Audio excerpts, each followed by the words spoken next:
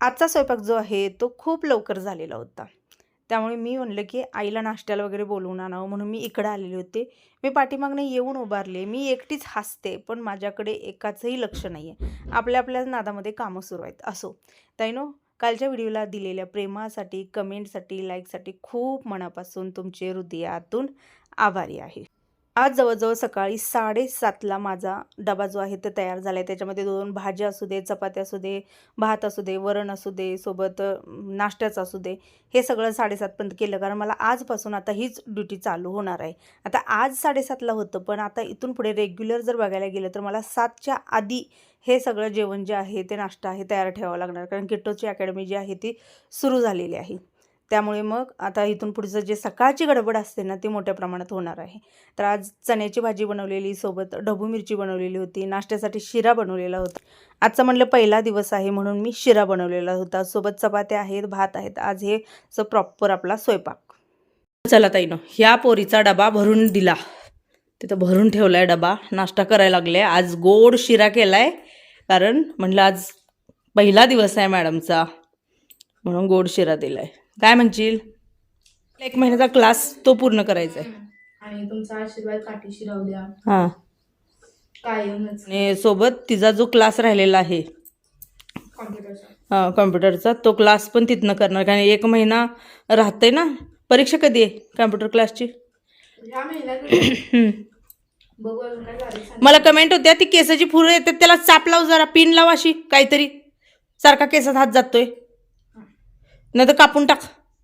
आज पहिला दिवस आहे म्हणून पप्पा सोडायला येणार आहेत. हां तसंच आहे, पहिल्यांदा पालकाने सोडायचं, दाखवून घ्यायचं, बघून घ्यायचं. हां मग जाता जाता आता मला सगळं रस्तं वगैरे नीट समजून सांगणार. आणि त्याच्यानंतर मग उद्यापासून माझं मी रिक्षा, तिथून मग तिथल्याच काही मुली येतात ना त्याच्यासोबत. तिला जायला आणि यायला ऑलरेडी त्या अकॅडमीची रिक्षा आहे. दुसरी गोष्ट, मुलींसाठी खूप स्ट्रिक्टली आहे. आता मला तर वाटतं की बऱ्याच ठिकाणी असं असणार आहे, तिथं तरी आहे. जेव्हा मुलगी जाते पहिल्यांदा तर तिथे ना त्यांच्या कॅमेऱ्यामध्ये चेहरा दाखवायचा, मग त्याचं नोटिफिकेशन आपल्याला येतं, मग कळतं की बाबा आपला विद्यार्थी पोचलेला आहे. म्हणजे एवढ्या सगळ्या गोष्टी सिक्युरिटीच्या दृष्टिकोनातून 1 नंबर आहे अकॅडमी. हे टायमिंग होतं संध्याकाळचं. आईने बघा दळणं नीट करून आणली आहे, ज्वारी आणि गहू. आता आहे बघ डबा काढ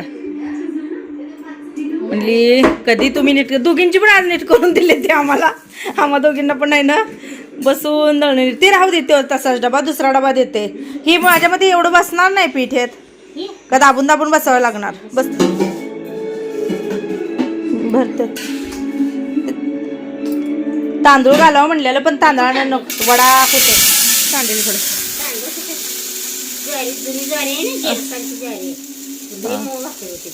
होय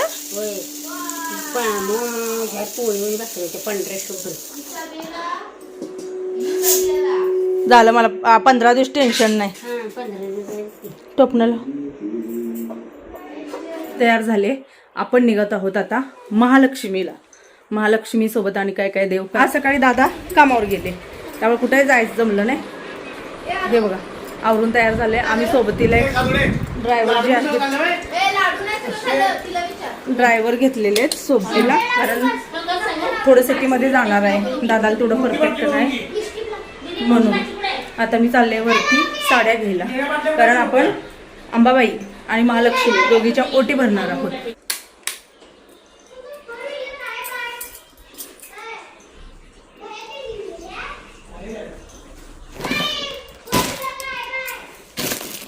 पहा ह्या साड्या मी यानेच ओटी भरते. हाच ओटी भरणीसाठी साड्या येते त्या. महालक्ष्मीची एक, तिथं अंबाबाई एक आहे. आणि हो टेंबलाबाईला जाणार आहे. टेंबलाबाईला पण पाहिजे की.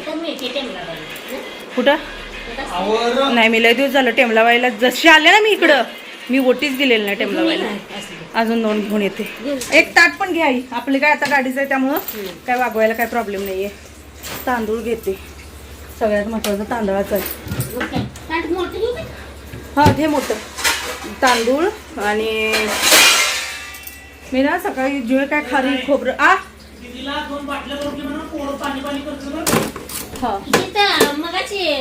मी तुम्हाला सकाळी बाटली दिली कुठं घाईकच आहे. हा ते एक घे, अजून घे पाणी, नॉर्मल पाणी सुद्धा घे. अरे बाहेर पडलं म्हटलं का नाही सुरू झालं. बाटलाच नाहीये तर कुठे ठेवलं सा काय ए अजून एक बाटली होती की आता मला काय माहिती कुठे गेली. सगळी पाणी पिणार मला एकट्याला विचारा. पाणी पिणारी एक नाहीये, 10 जण पाणी पिणार. ए आई त्या पिशवीत ये दर. आई म्हणते देवाला जसं मोठी काढायची नाही तशीच ठेवायची. इकडच्या हे असंच ठेवायचं ना मग काय त्याचं घ्यायचं चार.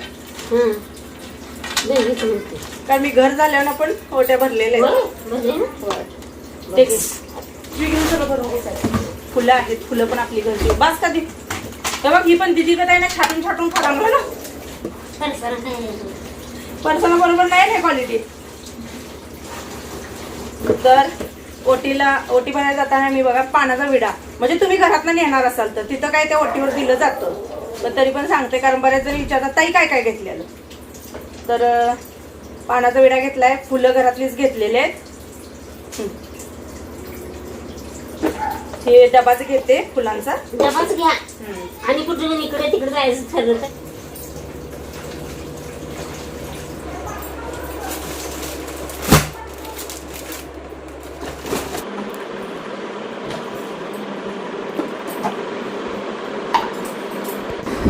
चला लाईटी बंद करा सगळ्या. कुलूप घ्या दीदी भैया. एक ठेवायची की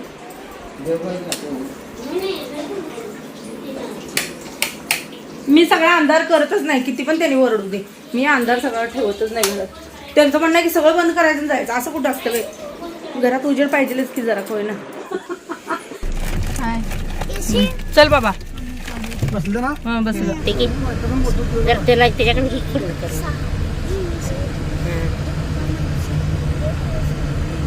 आम्ही आलेलो होतो सांगवडे गावामध्ये, जो नरसिंह देव आहे इथे आलेलो होतो. प्रचंड गर्दी असते. संध्याकाळच्या आरतीला सुद्धा लोक भरपूर येतात. एरवी आधीमध्ये सुद्धा गर्दी असते. खूप साऱ्या जणांचं कुलदैवत जे आहे ते हे आहे. आता बऱ्याच जणींना कोल्हापूरमधल्या बऱ्याच जणींना माहीत आहे. मी सागरबरोबर असंच आधीमध्ये आलेले होते, तर इथं पहिल्यांदा म्हणलं गाडीची पूजा वगैरे करून घ्यायची, मग इथून जे काय देवदर्शन होईल, कारण जाताना हे आम्हाला जवळ पडतं ना, म्हणून आता ड्रायव्हर जसे जातील त्या हिशोबानं आलेलो होतो. मंदिरात येऊन टेकतोय नाही तोपर्यंतच झालेली होती सुरुवात आरतीला. खूप बरं वाटलं, आरती मिळाली.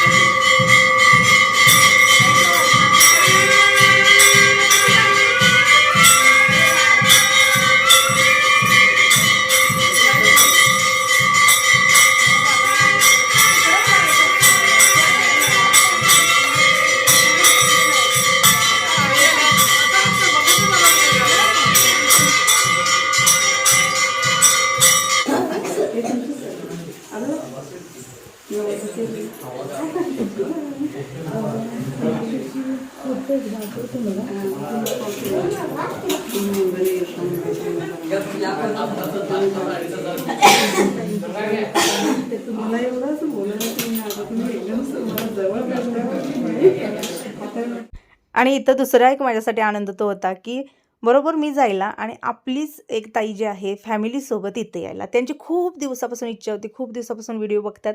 असं वाटायचं इकडे दर्शनाला आलं की, कारण त्यांचं कुलदैवत आहे की सोनालीताई भेटावी भेटावी भेटावी. पण ते म्हणतात ना की योगायोग असतो बघा, आणि योगायोगाने आज मी पण इथं आरतीला यावं आणि त्यांनी पण यावं. खूप मन भरून बोलत होत्या, पण वेळ खूप कमी होता. आम्ही पण संध्याकाळी दादा कामावरून आल्यानंतर मग आवरून मग निघालेलो होतो, आणि त्यांचं पण तेच होतं की घरी वेळेत जायचं होतं, त्यामुळे जास्त काही गप्पा मारता आलेल्या नाहीत. 1-2 फोटो वगैरे घेतले. पण छान प्रेमळ अशी फॅमिली आहे, आपल्या फॅमिलीसारखीच आहे. आणि बोलल्या की ताई तुमच्याकडून खूप सारं मी शिकले. आणि दोघींचं वय जर बघायला गेलं तर तेवढंच येतं, थोडंफार कमी जास्त असू शकतं.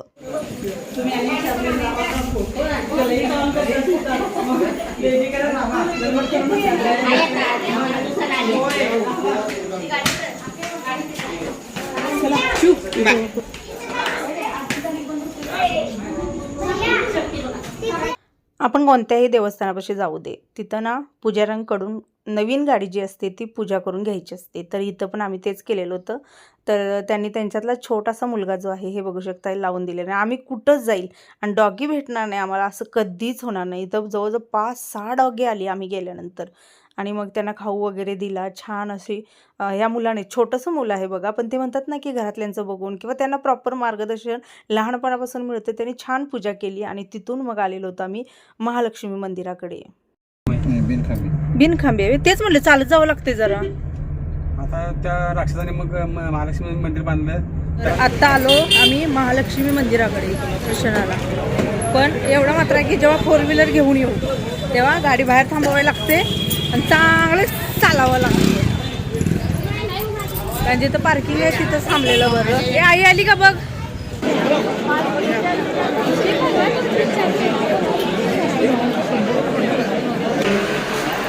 बाहेर सपोर्ट आपल्या बाजूला सगळे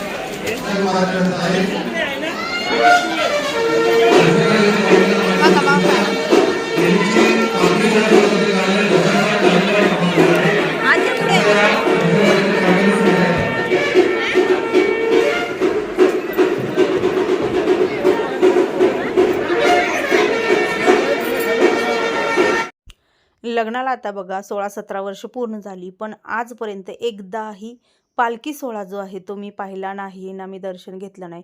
पण आज तिथं पण आरती मिळाली. तिथनं आम्ही इथं मंदिरात आलो तर इथं बरोबर आम्ही यायला आणि सगळं एंट्री आत जाण्याची येण्याची बंद केली ती, कारण का पालखी जी आहे ती येणार होती. इथं आणि डबल आनंद झाला. चला म्हणलं होता होईल तेवढं तुम्हाला पण शेअर करूया. आणि मी पण दर्शन घेतलं. रांगोळी वगैरे छान तयारी असते सगळी.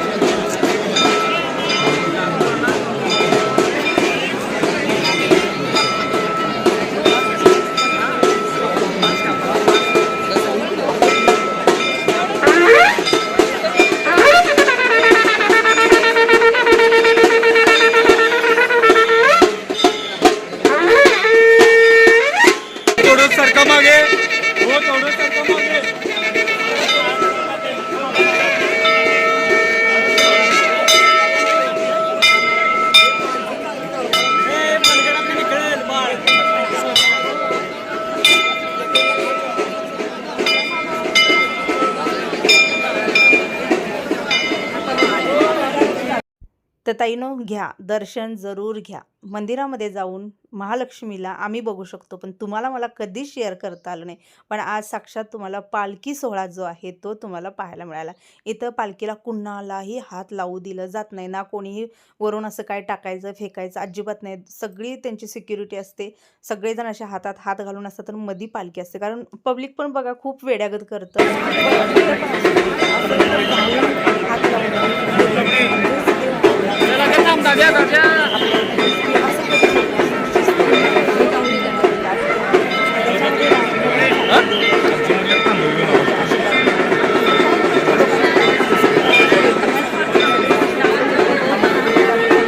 व्यवस्थित सिक्युरिटीमध्ये राहूनही काम करावं लागत होतं. असं त्याच्यानंतर इथंच मी ओटी वगैरे काढून घेतली, कारण आता पालखी आत गेली की मग त्यांनी पुन्हा आणि दर्शनासाठी एंट्री दिलेली होती. आम्ही मुख दर्शन नाही घेतलं, आम्ही बाहेरच्या साईडनं जे दर्शन असतं ना ते घेतलं.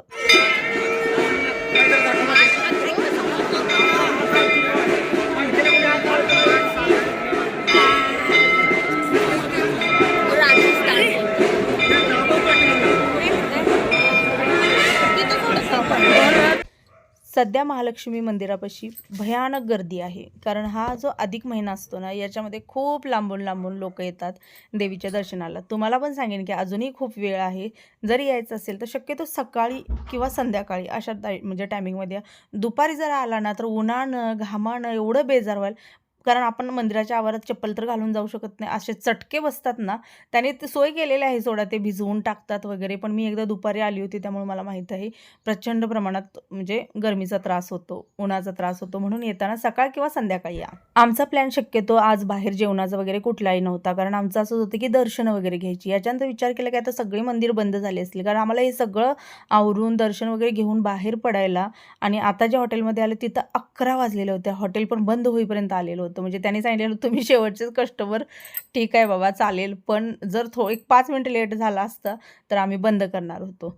कारण आता इथनं घरी जायचं, जेवण तर मी बनवून ठेवलेलं होतं, कारण मला माहीत असतं की बाबा आज जाणार आहे तर संध्याकाळी मग मी सकाळीच तयारी करून ठेवते. पण तरी पण आलो हॉटेलला. काजू कुर्मा आणि पनीरची रेसिपी. शक्यतो हॉटेलला बघायला गेलं तर मग मिक्स व्हेज वगैरे, आणि तुम्हाला खरं सांगते आपल्या कधीच्याही जेवणामध्ये बघा मिक्स व्हेज कधी दिसत नाही, कारण मिक्स व्हेज खरंच आवडत नाही.